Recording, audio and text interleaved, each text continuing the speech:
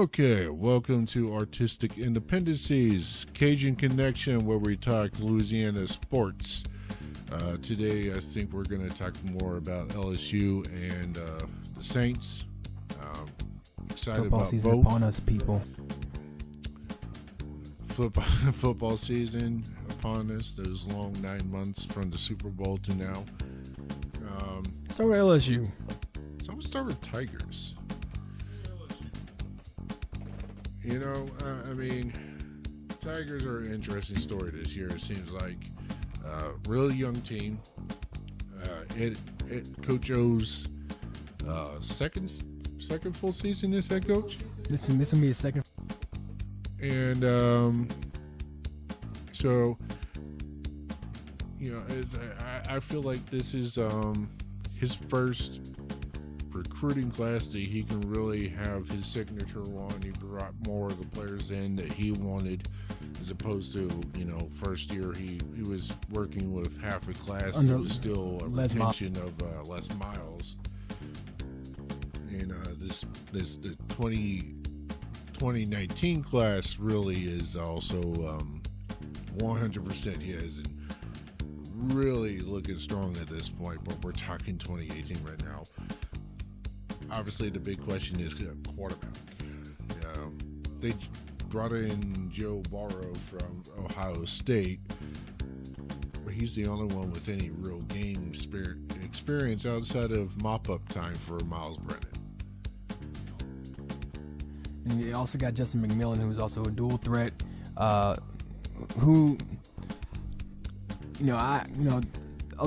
there's some rumors pointing to maybe Justin McMillan. I feel that Joe Burrows would probably be a better fit due to his experience coming from Ohio State. Miles Brennan is also a good contender. You know, he's had some time playing, in questionable times, but he's had some playing time, you know, with LSU. It's just, this is a very young offense. This is an offense to where there's question marks all over my head about it. You know, now the silver lining about their offense is that they have Steve Ensminger Sr. as their offensive coordinator. Steve Ensminger, when the offense was under his leadership in 2016, that offense was a record-breaking offense. That offense averaged about 33 points a game. And so he knows the system, and I feel that he can help that young offense build chemistry. They can really build off of his leadership, and really they can really find what their niche is, and really they can really bring in a new system, probably a system that these SEC teams have not seen. So a lot of these teams from last season that LSU played, a lot of teams that are playing LSU, they're going to watch film on LSU. They're going to look at last year's offense.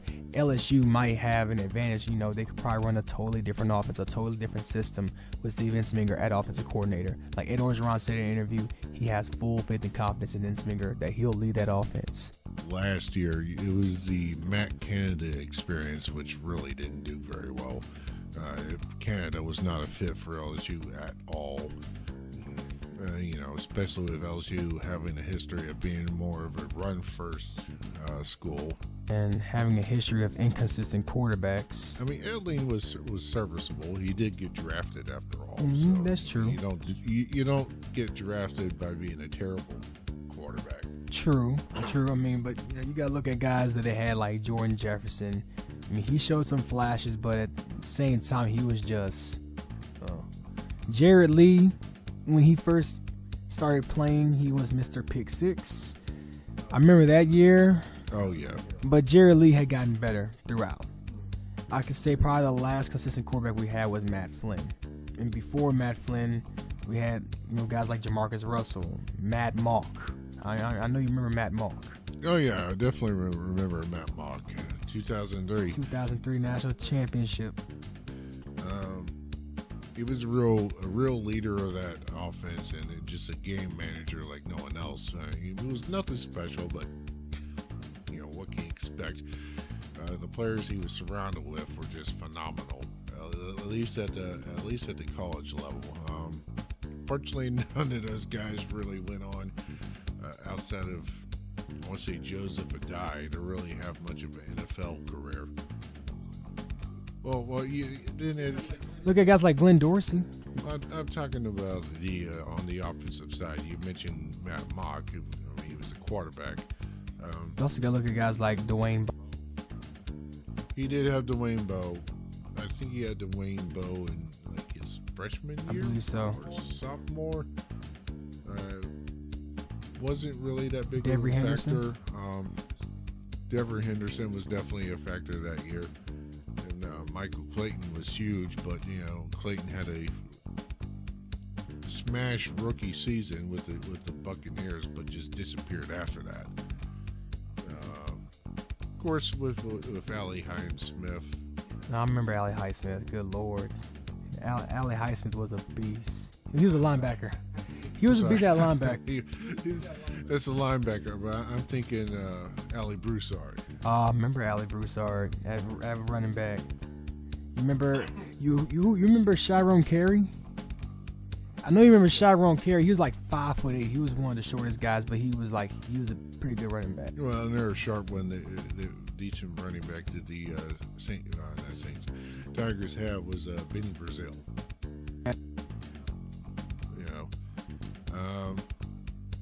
It's like LSU's history at quarterback, like I said, is not very consistent. And when you get to their championship seasons, the guys they did have were consistent, but they weren't like great. But they didn't really make a lot of dumb mistakes. Now, Jamarcus Russell, who is very talented, was, the way I say it, was not like the most football smart guy. Probably one of the biggest busts in NFL draft history. I thought I should just put that out there. I was really pulling for Russell, but I mean, just look at Jamarcus Russell. He cost us games against like Auburn when he just made really boneheaded decisions down the stretch. And it was his IQ. I mean, the fact that he was able to throw for about 50 to 70 yards just from his knees was impressive. But I don't care how good your arm is. If you don't have a decent football IQ, if you don't have an IQ to where I can hone you and teach you, I don't want you on the field. And I also don't know what happened there with Russell, in the NFL. I mean, who the hell heard of a 300-pound quarterback? He was about 260. No, his final year in the NFL, he was 300 pounds. You serious? Yes, because he's 6'6". That's one thing I can tell you that when he got drafted, he was about 260 when he had gotten drafted. Last year in the NFL, he was over 300 pounds. Last 300-pound quarterback I heard was Jacob Lorenzen, who played for Kentucky. And he didn't become much in the NFL. Of course. I mean, he was able to win a Super Bowl. Eli Manning, though. I mean, yeah. It's like when the Colts won the Super Bowl with Peyton Manning. I mean, he's like, I was like, what was his backup? James Swishy, something like that. Sergi. Nobody remembers Peyton Manning's backups from the Indianapolis Colts. Peyton Manning never got the game. He always played. If you ever saw his backups, they were preseason because Peyton Manning was the GOAT at Indianapolis. But I had a friend who was a big Bears fan, and I used to always go up to him and I was like, you know what? What? Jim Sorgi has more titles than Brian Urlacher.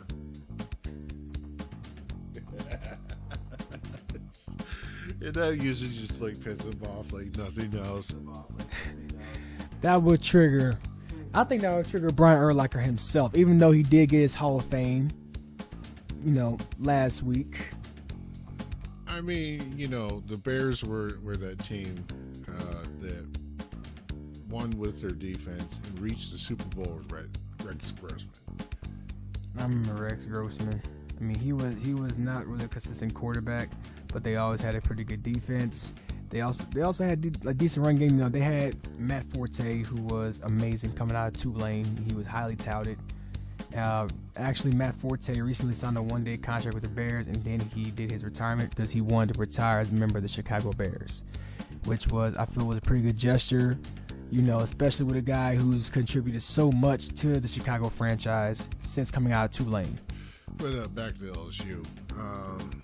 You talked about the 2016 offense and that. Well, that team had two players on it that they no longer do. That's Darius Geis and Leonard Fournette.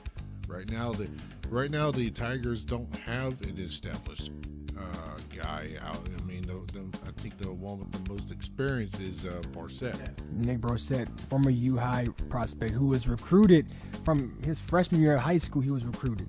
I mean, he was an All-American running back, and it was just that we didn't see much of him at all throughout his 4 years. Also, I believe Leonard Fournette's little brother, Leonard Fournette, is there. And so, but this should be Nick Brissett's, this should be his year, because we didn't see a whole lot out of him, coming from U-High. We saw him get a little bit playing time over the years, but I have yet to really see any type of breakout from this kid. So hopefully he breaks out running back, because they can't throw the ball all the time. They gotta be able to run the ball. It's like, what's the other guy? Is it Edward O'Hare? Catholic High running back that was part of the whole last year. I forget, but he was. They were kind of working him up as being the number one challenger for the starting job. Let me look that up. It's like I just completely forgot who that. It's like Edwards O'Hare or something like that. LSU, they got one of the toughest schedules in the whole nation. I mean, you gotta look at who they're playing. They gotta play against Miami, who I like to call the Den of Thieves. I think they forced the most turnovers last season. You look at, they gotta play against Alabama, they gotta play against Auburn, they gotta play against Georgia, they gotta play against Texas A&M, Arkansas, Ole Miss, and so it doesn't get easy at all. No, and I was listening to. They had some clips on after further review on ESPN Radio, and it was Coach Orgeron talking about how disappointed he was in the performance of the offensive line in the first official scrimmage, and that doesn't sound too good. I mean, it's just first scrimmage of the preseason. That's kind of alarming. It is. Here we go. Clyde Edwards Hilaire. He's a sophomore. He's also. He was a guy who I think he probably redshirted. Yeah, he did. I believe he did. So I mean, now, like you look at, their defense is going to be already stacked. I mean, you got Tolliver, you got Greedy Williams, you got Devin White coming back at linebacker, who's set to have a huge year. You got John Battle coming back in the secondary. And so, I mean, I could really see this defense being good once again. For the receiving core, I mean, you look at guys who got experience. Not much, but they got experience like Derek Dillon and Drake Davis. You got Foster Moreau, who is one of the leaders, who's one of the big leaders on that offense, coming in at tight end. Actually, Foster Moreau was given the coveted number 18 for the Tigers, which was made legendary, I think by Matt Monk, I believe. Because, him being the national champion quarterback, he really started that. I mean, you look at it was passed down to guys like Jacob Hester, Terrence McGee, Christian Lockiter, who's an undrafted free agent defensive lineman right now for the Baltimore Ravens. And so, also Benny Logan, who I believe he's playing for the Eagles. Logan actually turned out to be pretty solid linebacker. Real solid. Also, you look at guys like Michael Brockers, who turned out to be solid for the Rams. Yeah, you don't hear much about Brockers. That just goes to show you how talented they are on the defensive line. Oh, most definitely. You hear more about Aaron Donald. I mean, Aaron Donald is an absolute beast. Mm-hmm. But the defense is definitely going to carry the Tigers this year. I mean, it's their third year under Aranda. And David Aranda also signed a 4-year, $10 million extension for the Tigers, which honestly I don't think.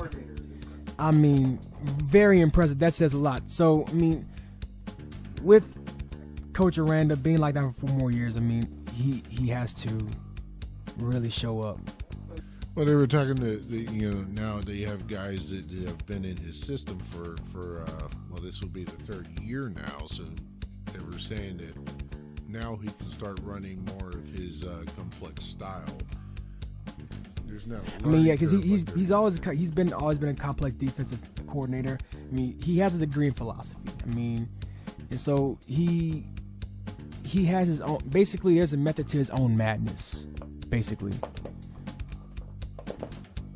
So I mean, LSU really is a big question mark this year, unfortunately. But I mean, the predictions for them is all over the place. Anywhere from, I mean, I've heard ridiculous ones like 3 and 9. Serious? But I think the middle of the road, like 7 and 5, is what most people are saying. Others are saying that, like, the best they see them doing is 9 and 3.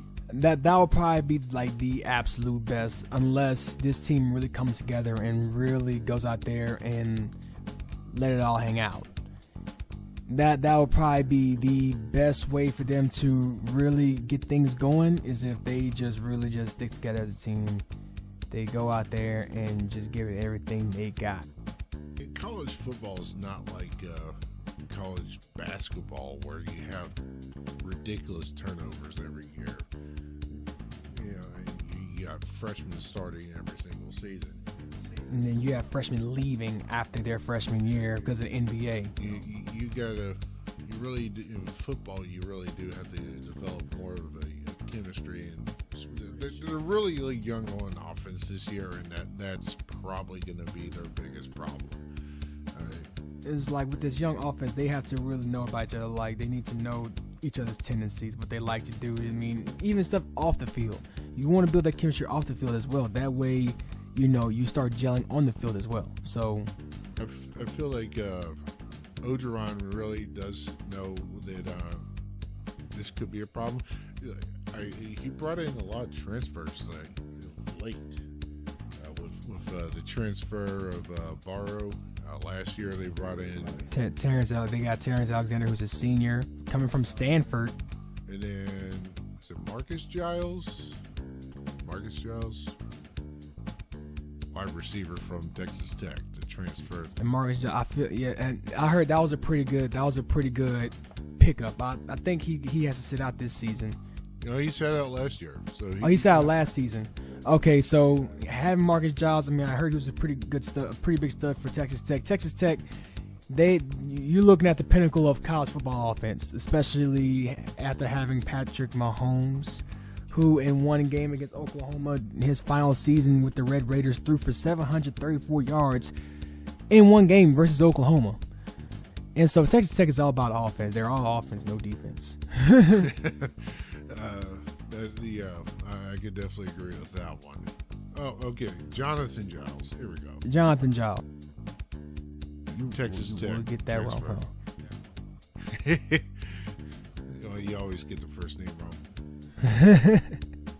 Actually, I think it's the other way around. Most people usually get the last name wrong. Another player that I'm looking at is Kaylavon Chasen, who he actually started some games as a freshman last season. So I feel that he should have a breakout year at linebacker, especially being back there with Devin White, who, in my opinion, Devin White could be looking at probably a top defensive player in the nation, possibly. I also heard them talking to incoming freshman Terrence Marshall. They said that he's been stealing some reps in practice. Parkway. Yeah. Another one. Where's this guy on this roster? His first name. I don't want to mess that up, especially considering who it is, whose son he is. Here, Thaddeus Moss, tight end From North Carolina State. Yeah, but more specifically, Randy Moss's son. Oh. The son of Hall of Fame wide receiver Randy Moss. Wow. But I mean, I've heard that and I actually heard that he did transfer to LSU, and I mean, it would be unfitting if he didn't have his dad's number 81, which is a legendary number in the NFL. Dating back to Randy Moss. I mean, at first I thought Thaddeus Moss was labeled as a wide receiver. I mean, he's 6'3", 225, which is wide receiver size, not really a tight end. I think he made the transition. Okay. I mean, I feel he would make a good tight end. Also, they got a 6'7" tight end who's a sophomore named Jamal Pettigrew. Really big size, which can prove to be, pretty big for them. Also, coming back on defense is Rashard Lawrence from Neville High School. I actually kept up with him ever since he had first committed to LSU, and he's really built up his reps over the seasons. As long as he can stay healthy, I can see him being a big asset to that defense. Now let's, I guess, transition to favorite NFL team of all time. No, that's my team since I was about 6 years old. Let's talk about them Saints. Let's talk about their free agency. Well, you just said you've been watching the Saints ever since you were 6 years old. So let's talk a little bit about that. Jim Haslett years. The Aaron Brooks years. 8-8, 8-8, 7-9, 8-8. 8-8, 8-8, 8-8. First, you had the NFC West title. This is when they were in the NFC West. 10-6. But they were division champs though. They won the division. Then it was 8-8, 8-8, 8-8, 7-9, 8-8, 8-8. And then 5 and 11. 13. 3-13. That's right. That was the Katrina year. 3-13. That was Katrina. They had the number 2 pick behind the Houston Texans, and the Houston Texans, all the Texans fans thought that Houston was going to take Reggie Bush. Houston was so happy to get number 1 pick because Reggie Bush was probably the highest touted guy coming out of college, being from USC, and Reggie Bush was completely unreal with USC. But then Texans fans get played by their own front office when the Texans took Mario Williams, defensive end, North Carolina State, and then the Saints fans were like, oh my God, this is happening. Then you see the commissioner stepping up to the podium with the 2nd pick of the NFL draft. The New Orleans Saints select Reggie Bush, running back, USC. Which, I mean, Bush was a solid running back, but he didn't live up to that number 2 pick. I mean, don't get me wrong, he helped the Saints win a Super Bowl. Oh yeah, I mean, he was a major contributor to that Saints offense, and he basically turned into that gadget player, and you'll see guys step into that spot when he left, like guys like Darren Sproles, guys like C.J. Spiller. Now we're seeing guys like Alvin Kamara, but Alvin Kamara is actually serving a greater purpose than just being that gadget player, especially with Mark Ingram being suspended for the first 4 games of the season, and there's no telling it how Sean Payton's going to use Shane Vereen, Terrence West, Boston Scott. Assuming they make the roster. I mean, of course, they're and they're going to have to cut a couple of them because you got 53 guys and you got to fill every single position evenly. Well, I wouldn't say evenly, but you got to fill it to standard. And so, the Saints usually only keep 3 running backs. 3 running backs. Like last season, they had Mark Ingram, Alvin Kamara, and Trey Edmonds. Actually, 4. They had Daniel Lasco, but he was more special. Now the Saints also had Jonathan Williams at running back, who ran the ball pretty hard against Jacksonville. So, I mean, it's going to be tough to see who's going to be the top 3 running backs and who's going to make that roster. It's going that number 3 is a big question, and who's going to fill in for Ingram for the first 4 games is also the big question. But I think I feel like the number 3 back is ultimately going to be that number 2 for the first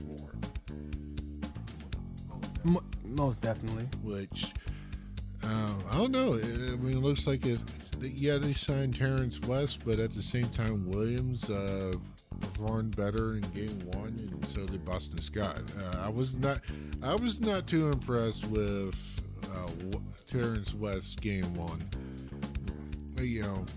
yes, the preseason, but he didn't do too well against the number twos, and that's concerning. It raises some red flags. So, granted, he wasn't running behind the number ones at the line, but at the same time, you're going up against the number twos. Right. I mean, with the Saints, with their free agency, I mean, the Saints did a pretty good job with their free agency. And so, even if we don't keep Terrence Williams-Chamberlain, we're still good with free agency. I mean, you look at signing Kurt Coleman in the secondary, which adds much needed experience, and adds stability to that safety spot. I mean, because the spot was very unstable because Vaccaro kept getting hurt, in which Vaccaro, he actually just got picked up by the Tennessee Titans. I mean, Tennessee lost their safety, and so they needed somebody to be back there, preferably somebody experienced and preferably somebody who could add stability to their position. They felt Kenneth Vaccaro was a better fit. Also, they had brought in Eric Reed, former LSU safety and former Niners safety, but due to his protest with the national anthem, things not working out well for him. Yeah, that should be interesting to see how that unfolds this year with the new rule implications. I mean, the NFL had to do what they needed to do in order to. It was starting to affect the bottom line, and that's what it all comes down to. NFL business first. You can't take your beliefs and you can't really take your beliefs onto your job. You have to leave your beliefs at home. Now, I'm in a National Guard, so I mean, I believe in standing for the flag and putting your hand over your heart. I mean, and saluting it. I mean, that's just how I am. But I'm not going to judge somebody. I'm not going to judge somebody if they kneel for the flag or if they sit down during national. I'm not going to judge you because at the end of the day, we're all protected by the First Amendment right to freedom of speech, which was signed by our founding fathers here in the United States of America. I mean, so I feel that not giving players the right to kneel, you're taking away their rights. You're taking away their First Amendment right, which is, I mean, they have a right to do that. I do get that. Like I said, it's a business. But at the same time, you can't be taking your beliefs onto your job. You gotta be able to separate your job from your beliefs, because you have people that have different beliefs than you, different opinions, and when you're sharing the field with those guys, you're sharing the locker room. That can ruin chemistry. When you ruin chemistry, that can affect how things go on the field, which can affect how the team performs, which can affect ticket sales and revenue, and it's a domino effect. Oh. I think the league as a whole had a 20% drop off in ticket sales. And you got all these videos of people online burning their season tickets. And then if they took a huge hit in the advertising market, losing over $500 million in advertising.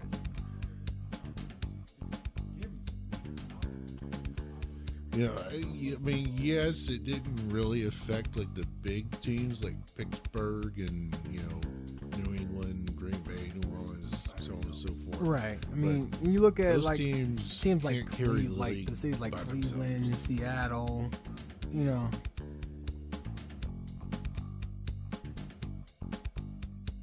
York.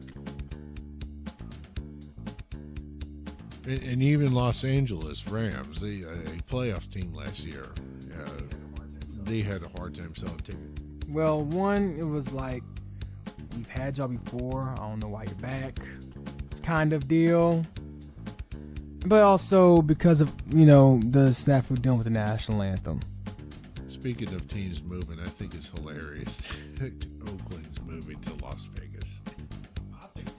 I think it's a pretty good move. I mean, but it's fun. I think that moving to Las Vegas can bring a good luck charm. I mean, here's why I say this. You look at the Las Vegas Golden Knights out of the National Hockey League. They went to the Stanley Cup Finals, and this season was their first season as an expansion team. This was their inaugural season, and they made it to the Stanley Cup Finals in their inaugural season.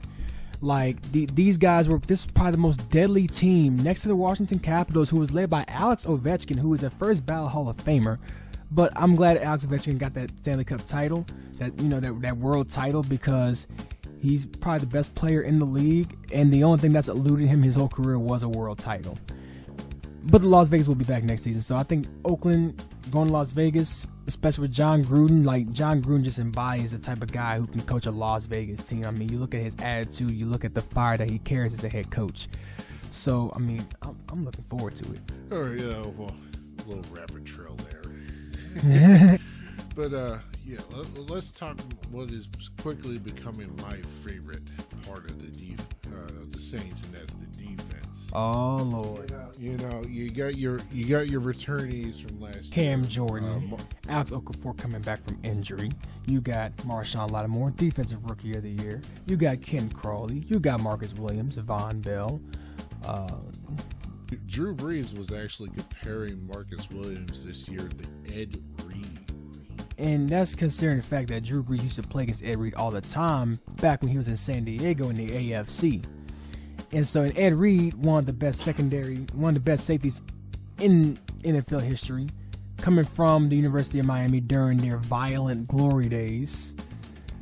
Like when I say violent, I'm talking like alarmingly violent. Like, Ed Reed was one of the most violent football players I've ever seen. Like, this guy was alarming. You know, for Drew Brees to compare Marcus Williams to Ed Reed, that's huge. That should say something about how well he plays. Williams is obviously coming in this season with a huge chip on his shoulder, being on the bad end of the Minneapolis fluke.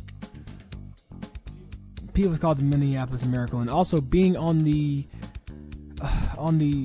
receiving end of the undefeated internet, which, I mean, completely wasted him on the internet. I mean, seeing videos, and the video that really got me, you know how you see some of these sports videos of the last play and they put Celine Dion behind it?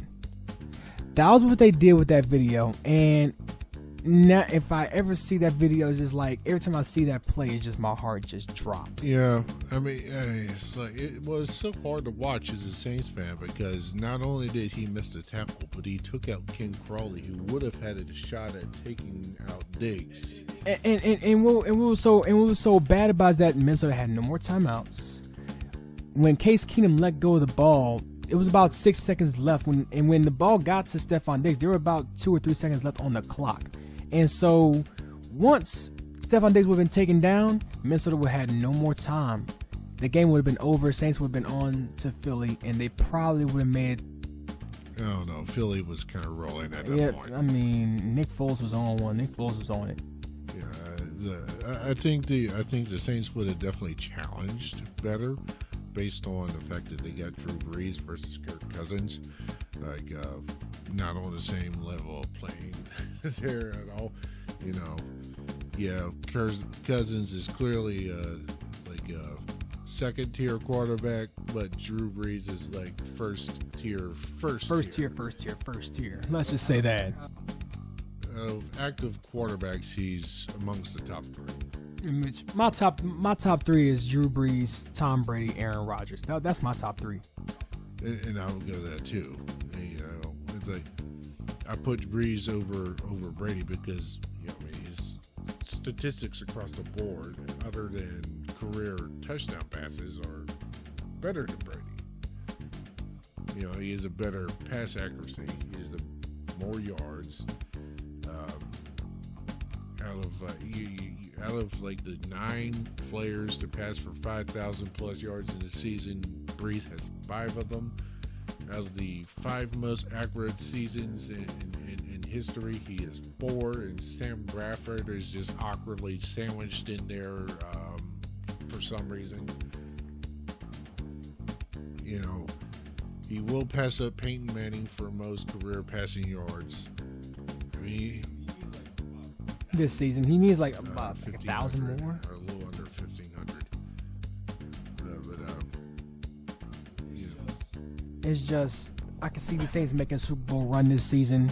You look at who they got on the defense, the added firepower, because I knew that when the season was over, I knew that Dennis Allen, of course, was going to come back as defensive coordinator.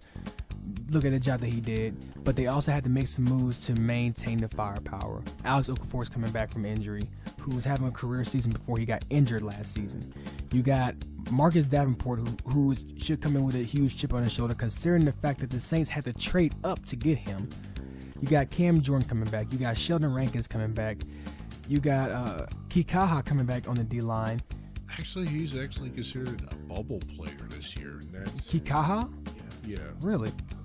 They're saying that he's on the fence, and he actually has to earn his spot this year. Oh. You also got Hendrickson. Because if I'm correct, I think Amiyata has passed him up on the Amiyata is also another good one on the D-line. Linebacker core, you got A.J. Klein, Craig Robertson, Manti Te'o, Demario Davis.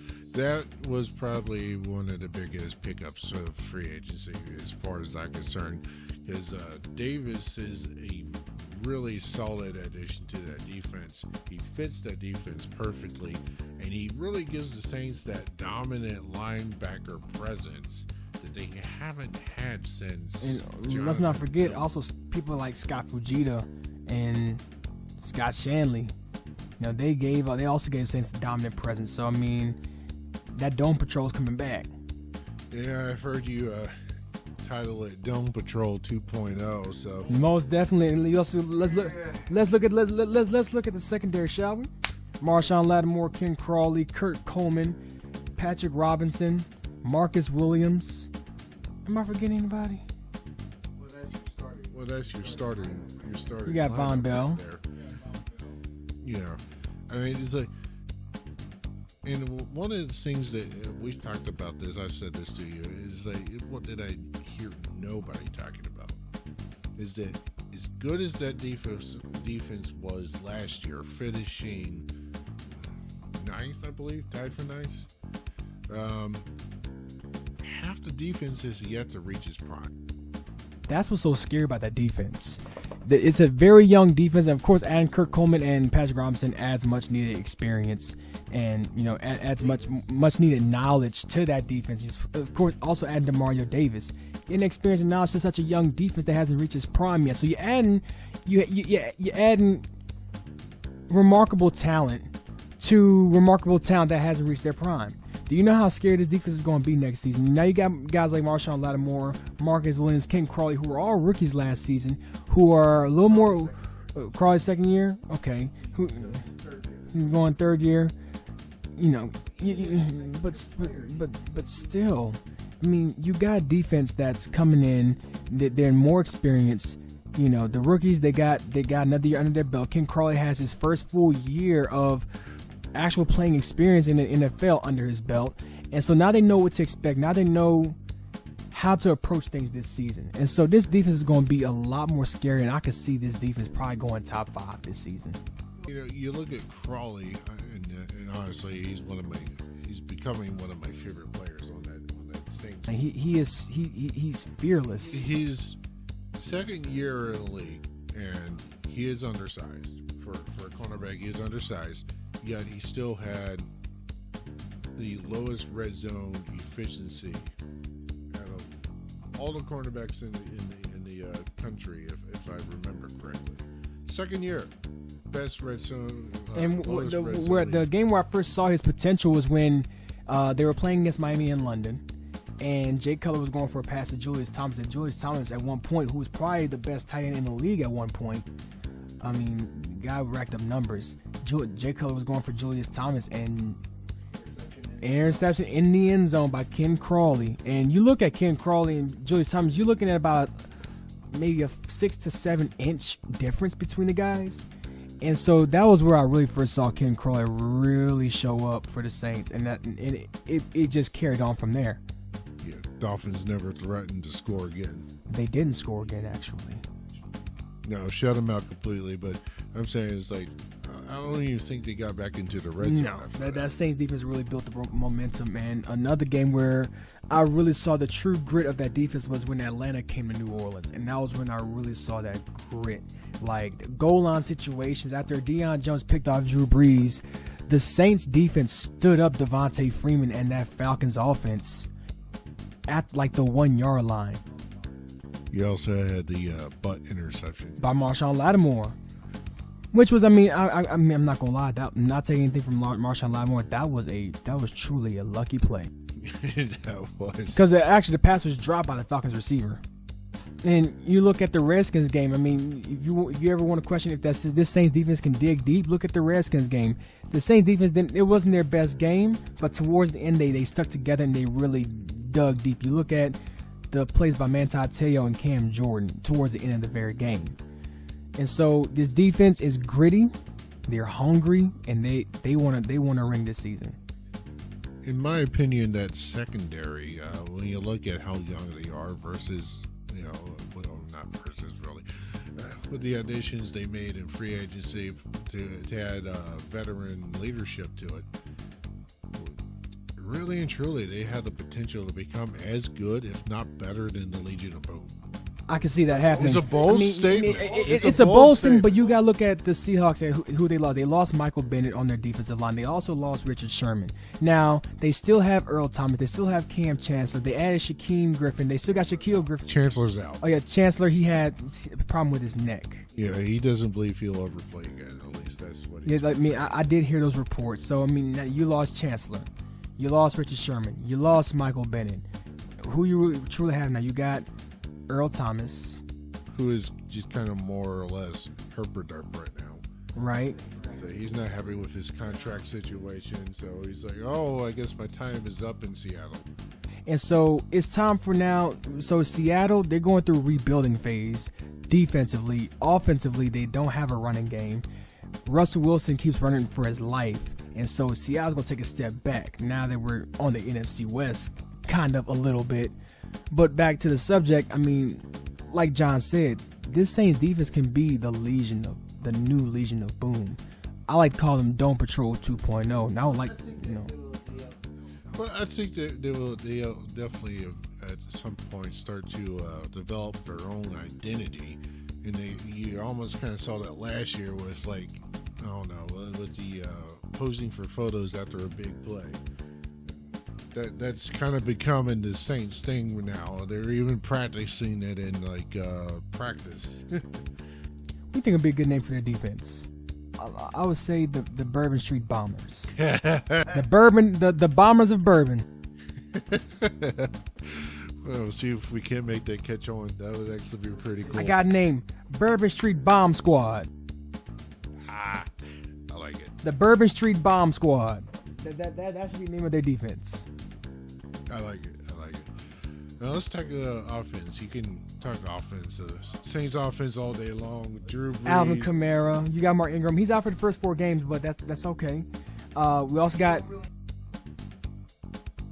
got Mike Thomas, who has glue hands and who has amazing route running skills.